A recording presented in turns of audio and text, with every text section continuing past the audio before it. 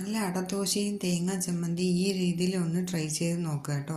അപ്പോൾ 1 cup piece പരിപ്പ്, 2 cup idli പൊടി, 1/4 കപ്പ് ഉഴുന്ന്, ഇച്ചിരി വറ്റൽമുളക്, വെള്ളം കൂടിയിട്ട് നല്ലവണ്ണം കഴുകിയെടുക്കുക. 2 പ്രാവശ്യം നല്ല വെള്ളത്തിലിട്ട് കഴുകിയെടുക്കുക.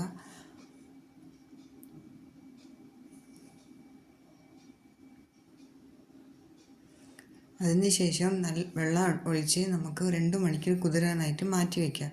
2 മണിക്കൂറിന് ശേഷം നമുക്ക് മിക്സി ജാറിലേക്ക് വറ്റൽമുളക്, പരിപ്പ്, അരി എല്ലാം കൂടി ഇട്ട് നല്ല അരച്ചെടുക്കുക.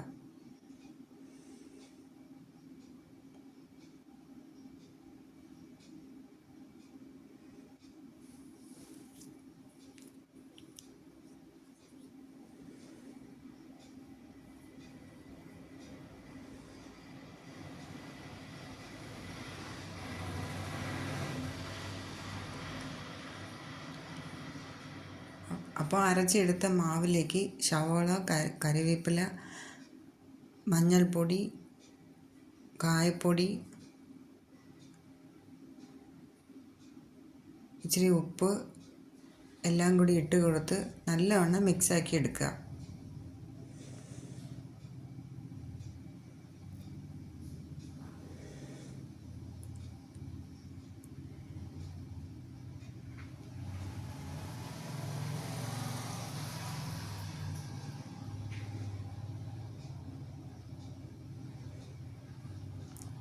ഈ ബാറ്റർ നമുക്ക് ചൂടായ ദോശകളിലേക്ക് ഇച്ചിരി എണ്ണ പറത്തി നമുക്ക് ചുട്ടെടുക്കാം.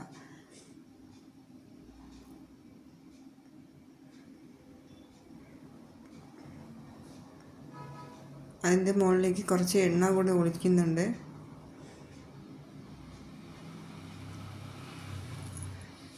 നല്ല ടേസ്റ്റി ആയിട്ടുള്ള ഒരു ദോശയാണ്. ഈ രീതിയിലൊന്ന് ട്രൈ ചെയ്ത് നോക്കാത്തവരൊന്ന് ട്രൈ ചെയ്ത് നോക്കുക.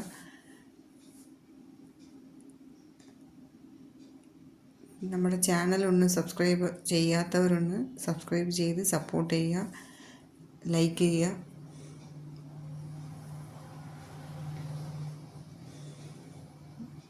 ഇതിൻ്റെ കൂടെ തേങ്ങാ ചമ്മന്തി അതിൻ്റെ റെസിപ്പി നേരത്തെ ഇട്ടിട്ടുണ്ട്. അത് കാണാത്തവരൊന്ന് കണ്ടു നോക്കുക. ഈ ദോശയുടെ കൂടെ ആ ചട്നിയും നല്ല ഒരു കോമ്പിനേഷനാണ്.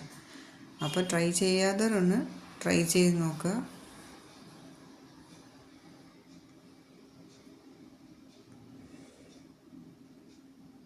ഇതൊരു സ്പെഷ്യൽ ദോശയാണ്. നല്ല ടേസ്റ്റി ആയിട്ട് സൂപ്പർ ടേസ്റ്റ് ആയിട്ടുള്ള ഒരു ദോശ. ട്രൈ ചെയ്യാത്തവരൊന്ന് ഈ രീതിയിലൊന്ന് ട്രൈ ചെയ്ത് നോക്കാം.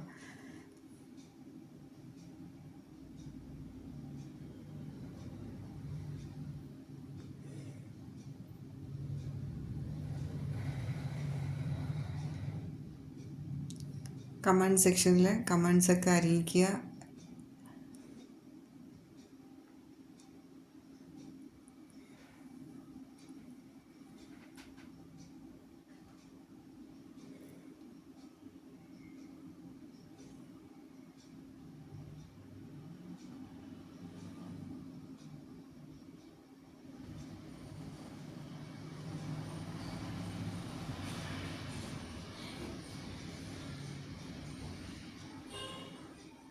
അപ്പോൾ